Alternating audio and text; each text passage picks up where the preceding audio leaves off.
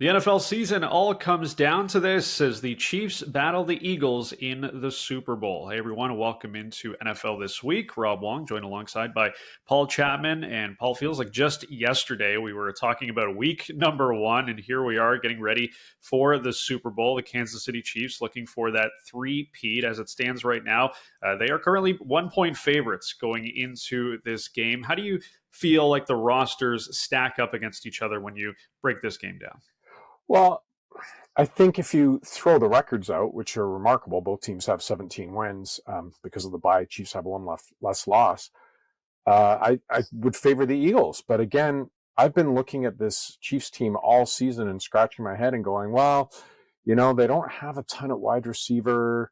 Their offensive line suffered some hits, and Travis Kelce's getting old, but they just keep winning. And they win in the playoffs. They win in warm weather. They win in cold weather. They win on the road and at home. They know how to do it. So I think roster for roster, player for player, from a talent point of view, I think you would pick the Eagles, except at quarterback, which is the one that gives them that big advantage. And then I think, the other massive advantage to me is on the sideline. But it should be a close game, should be a good matchup, because these two teams, as we know, 2 years ago, and the rosters are fairly similar. There have been several big changes along the way for both sides, but for the most part, these are teams that have good lines. They have, not terrible receiving cores. They've got decent running games. They've got the quarterbacks. So I think the matchup on paper is pretty good. If you were completely agnostic, you'd take the Eagles, but I think when you factor in the importance of the quarterback position and you factor in experience, you would lean towards the Chiefs. Yeah, and as you referenced, that game from a couple of years ago was a tight one, of course, with the Chiefs coming away with the victory. And at that point, it was all about the quarterback. So it was Patrick Mahomes versus Jalen Hurts, and Mahomes coming out on top. The one wrinkle, though, that has been added to this year's Eagles team, of course, is Saquon Barkley, who has had an MVP caliber season. No offense to the Miles Sanders, Boston Scotts, and Kenneth Gainwells of the world. The Eagles have definitely upgraded at that position, and I think a lot of people are going to be wondering, can this Chiefs run defense, which was very good during the regular season, stop a guy who is just playing out of his mind right now? Well, the Chiefs did have the sixth best run defense in the NFL this season, giving up 4.1 yards per carry. We've talked about this all year. The Chiefs, while they still have Patrick Mahomes and they still have Kelce and whoever else you want to throw in there at wide receiver, that team was really carried by a lot of their great defensive play. And even though he's got a big contract, I think in history, when we look back, it's going to be Mahomes, Reed, and then Chris Jones. I'd even put him above Kelce in terms of their importance. The guy is just a beast. He can move up and down the line. He is insane rushing the passer, but he is so underrated at stopping the run. But this is Saquon, right? The Chiefs are an interesting comparison to the Eagles in that Isaiah Pacheco was this 7th-round pick who has spurred them along and done so well, and it played into this NFL theme of you should never draft a quarterback in the first 3 or 4 rounds. You can get these guys later in the draft. Saquon Barkley, honestly, is there a bigger mistake than the Giants not re-signing him and letting him go to the Eagles? He has really transformed that team, and there is no way, absolutely no way, that the Eagles are back in the Super Bowl this year. They probably don't even win their division if they didn't pick up Saquon Barkley. As you said, Rob, they've had decent rushers, and that is an incredible line. But much like we saw with the Ravens and getting Derrick Henry, playoff failures aside, when you have a strong offensive line, if you can put an elite running back behind that, it makes such a massive difference. And you look at the other teams again, unfortunately, let's not talk about the Detroit Lions in the playoffs, but you look at that offensive line that they have, and then you've got Montgomery and Gibbs getting that running start, finding those gaps. I'm thinking that this is shifting back to putting some more importance on the running back. Saquon Barkley is going to be a huge factor in this game. Absolutely. And let's not forget about the tush push as well. That's going to be an It's interesting insane. dynamic in this game with the way the Eagles perform. We saw what they did a week ago, 2 weeks ago, I should say. It was unstoppable. So we look at the major players on both of these teams. We've talked a lot about those big names already, but is there one X factor on either side that maybe you think could really turn the tide for either team in this one? I don't bet because I go too much with my heart than my head.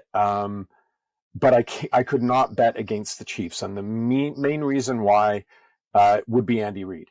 So I don't want to be disrespectful, but Sirianni still has that tinge of a clown to him where he acts a little bit rashly, has done some really questionable things in the past.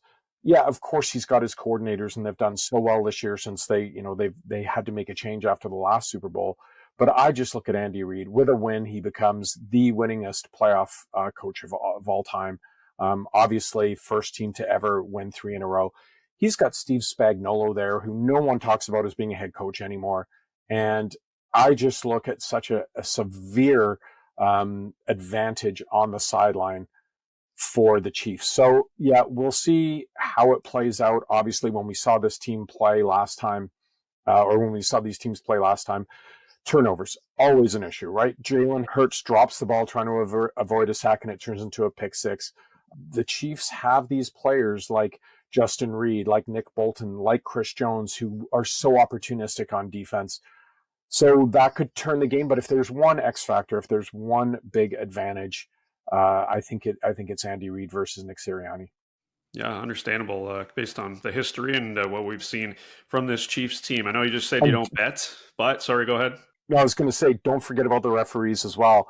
I say that half jokingly, but the fact that the NFL even introduced it this week as a topic addressing this supposed favoritism towards the Chiefs, I really wonder if it's in the back of the officials' heads there. I really do. And I wonder if there's going to be a borderline call where they don't throw a flag this time because they're so conscious of it. So we'll see how human nature plays there. But the officials are always part of the conversation when it comes to the Chiefs.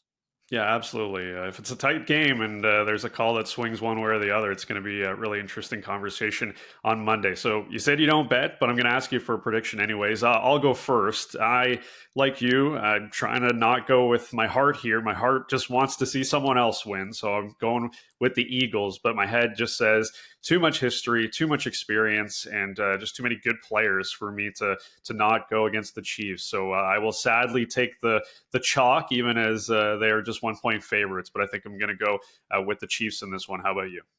Well, my heart would want to see the Eagles with a 30-28 lead, and the Chiefs basically run the clock down and have the ball on the 8-yard line, and then Harrison Butker misses. That's what I would like to see. That's what my heart says.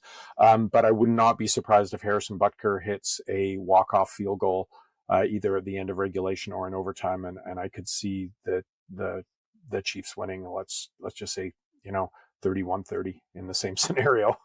Yeah. All right. Well, it's going to be a heck of a game. I think we're all expecting that, and lots to talk to, I'm sure. Halftime show. Got to get your comments on that.